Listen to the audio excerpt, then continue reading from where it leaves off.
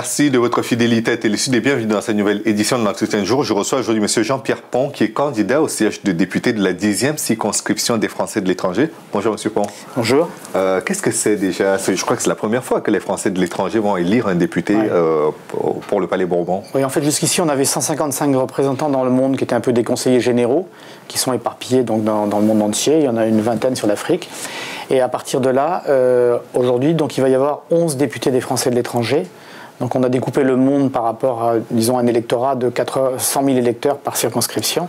Donc la Suisse, c'est par exemple un seul député. Mais pour l'Afrique, il y a une circonscription qui est la 9e, qui fait le Maghreb et l'Afrique de l'Ouest.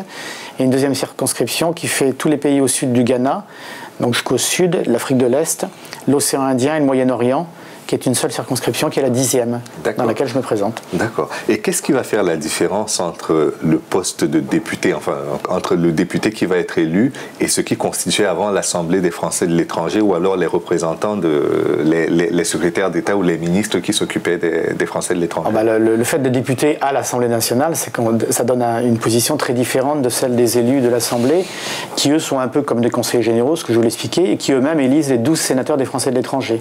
Donc, si vous voulez, les députés s'appuieront sur les élus de l'Assemblée des Français de l'étranger de leur région. D'accord. Ce sera des relais. D'accord. Donc, et vous, qu'est-ce que vous comptez apporter à ces Français de l'étranger? Sur quel levier voulez-vous vous appuyer pour améliorer leurs conditions, j'imagine, de vie et de travail à l'étranger? Ben moi, je considère qu'en dehors du fait qu'on va participer à l'élaboration des lois, etc., mais qui est un travail donc, parisien, il faudra que 50% de son temps, on soit un peu une assistante sociale qui, à travers le réseau des relais de l'Assemblée des Français de l'étranger, soit proche de ses électeurs et résolve des problèmes très divers. Ça va de l'éducation des enfants, en passant par la sécurité, en passant par, comment dire, les problèmes de relations avec les consulats, etc., etc. Il y a une dizaine de sujets qui sont très, très, très importants à traiter. Vous vous présentez sous quelle étiquette? Alors moi, je me présente en indépendant parce qu'en fait, j'ai été assez choqué de voir que les partis politiques, surtout l'UMP d'ailleurs, avaient tendance à parachuter des candidats parisiens, où l'UMP, c'est un cas particulier. Ils sont allés chercher un monsieur à Limoges qui s'est fait exclure de sa circonscription parce qu'il ne travaillait pas, et on l'a mis en Afrique. D'accord. Tout à fait logique de passer de Limoges à l'Afrique. D'accord. Vous avez déjà une grosse expérience, j'imagine, du continent? Bah oui, moi je ne suis pas né en Afrique, mais depuis 1952, j'ai rayonné avec mes parents en Guinée, au Mali, au Sénégal, à Madagascar. Après, en tant qu'adulte, j'ai commencé à travailler en 1975 au Cameroun, je travaillé au Gabon, je travaillé en Côte d'Ivoire. Très bien. Et j'ai travaillé également en Arabie Saoudite, parce que la région inclut Arabie Saoudite, enfin le Moyen-Orient. Et vous avez de nombreuses publications, notamment ces dernières, Gabon Économie, Côte d'Ivoire Économie. Vous avez bien avant édité des magazines sur les... Oui, pendant 20 ans, j'ai édité une collection, enfin un journal qui s'appelait Vivre à l'étranger, qui existe toujours sur Internet, et j'ai toujours une collection de livres avec un livre que je viens de ressortir qui s'appelle Vivre à l'étranger, Vivre et travailler à l'étranger. Donc j'ai vraiment une connaissance de cet univers depuis au moins une vingtaine d'années. Et après avoir vendu ça, j'ai créé des magazines économiques gratuits en Côte d'Ivoire et au Gabon.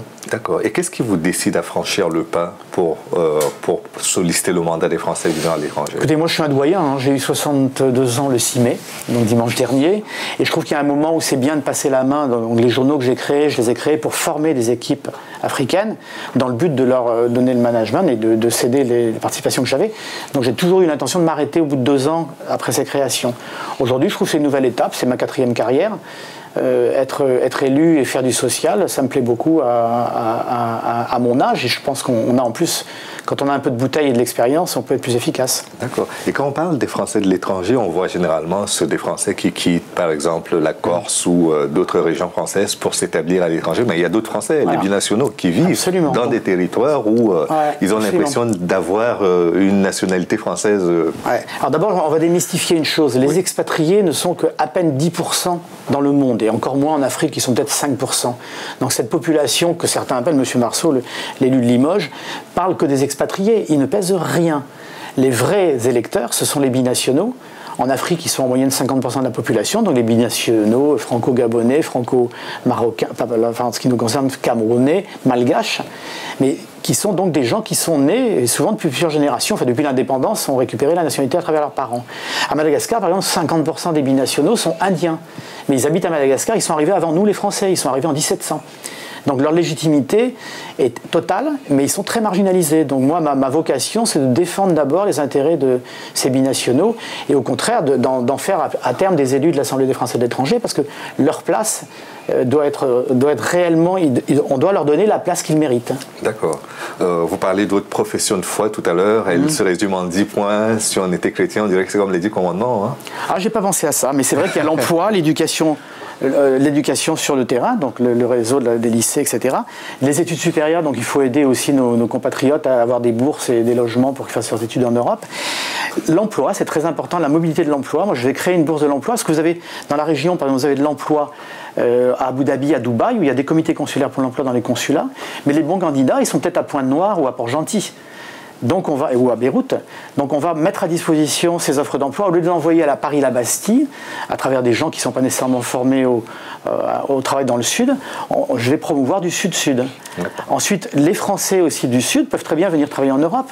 Est-ce que vous savez qu'il y a un site d'emploi en Europe qui s'appelle EURES, E-U-R-E-S, à travers lequel vous avez aujourd'hui 1 300 000 offres d'emploi.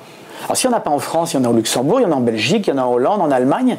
Donc il faut que nos compatriotes sachent aussi, s'ils veulent être mobiles, qu'ils peuvent passer du sud au nord. D'accord. Voilà, donc c'est ça ma vocation. Mais en dehors de l'emploi, vous avez la protection sociale. Il y a beaucoup de gens qui n'ont pas de protection sociale.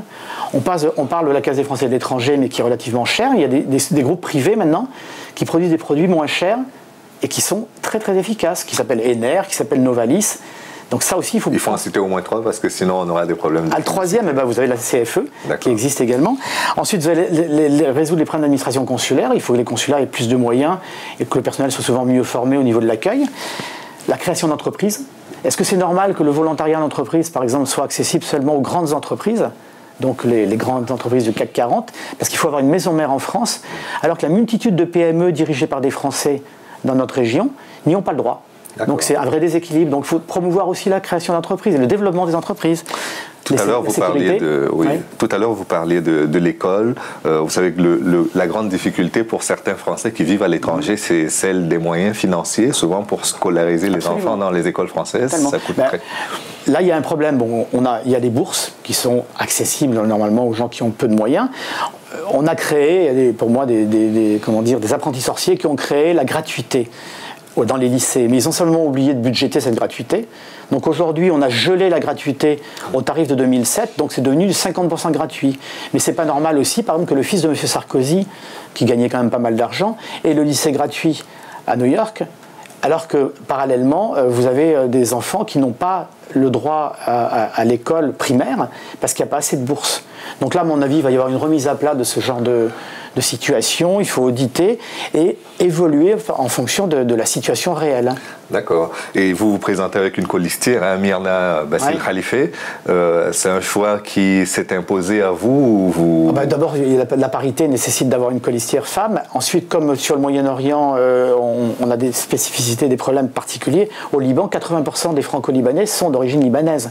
Donc c'était logique de choisir une franco-libanaise qui est une confrère également, qui est journaliste et qui est très efficace et qui a 3 enfants, donc qui connaît les problèmes quotidiens de la vie à l'étranger. Très bien. Et maintenant, pour revenir sur votre profession de foi, vous étiez en train de dérouler, je vous ai interrompu, en revenant sur la question de l'école. Absolument, on a parlé de création et aide aux PME, mais il y a également les problèmes de sécurité qu'il faut gérer. Bon, on a l'exemple de la Côte d'Ivoire récemment, en 2006 de mémoire, ou 2004, on avait évacué 8000 personnes, ça s'est très mal passé à l'arrivée parce qu'on les a laissés au bout de 48 heures quasiment à l'abandon. Il y a eu beaucoup de problèmes, de problèmes sociaux.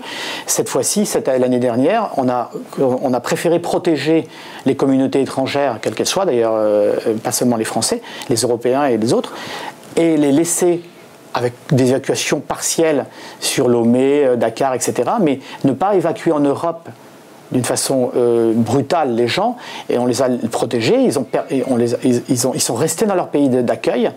Et puis, dès que les troubles ont été arrêtés, ils ont pu réintégrer leur domicile. Donc ça, c'est très important aussi de le gérer. Il y a les problèmes de binationalité. Il faut qu'on arrête de supposer que la binationalité n'est pas un droit.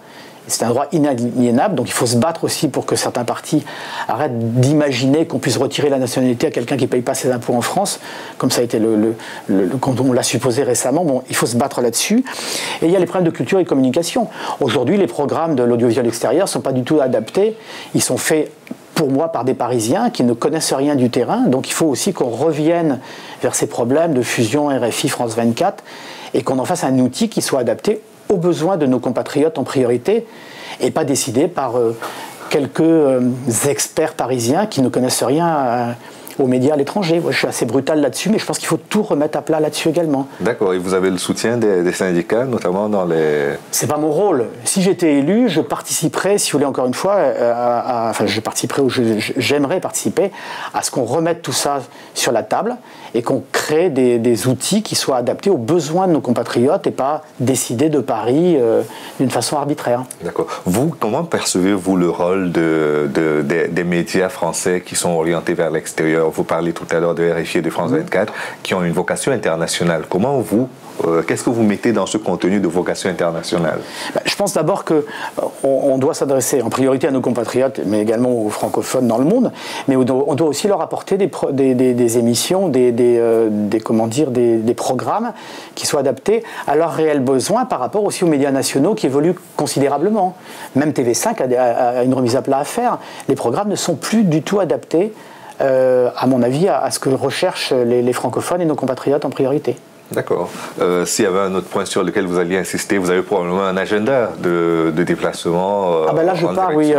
J'ai voyagé 25 jours par mois depuis le mois de janvier. Je repars demain à Madagascar où je vais faire je crée des débats dans différentes villes. Donc, je serai à Tananarive samedi. Lundi prochain et mardi prochain, je serai à l'île Maurice. Ensuite, je vais à Johannesburg exactement le 17, oui, en Afrique du Sud. Après, je ferai un débat à Libreville le 19, à Port-Gentil le 21 et à Pointe-Noire le 23. Donc j'invite vos téléspectateurs à venir nous voir. Et sur mon site, on peut trouver jeanpierrepont2012.fr, on peut trouver toutes les informations. Très bien. Il ne nous reste plus qu'à vous souhaiter une bonne chance dans ces élections. Espérons que cela permettra à la fois de soutenir les Français qui sont à l'étranger et ces binationaux français. Je reviendrai vous voir après le 17 juin si je suis élu. Très bien. D'accord. Bonne chance. Merci beaucoup, à bientôt. À bientôt. Au revoir. Et merci à vous d'avoir suivi l'émission jusqu'à son terme. Rendez-vous demain pour une autre édition de l'Entretien du jour. À bientôt.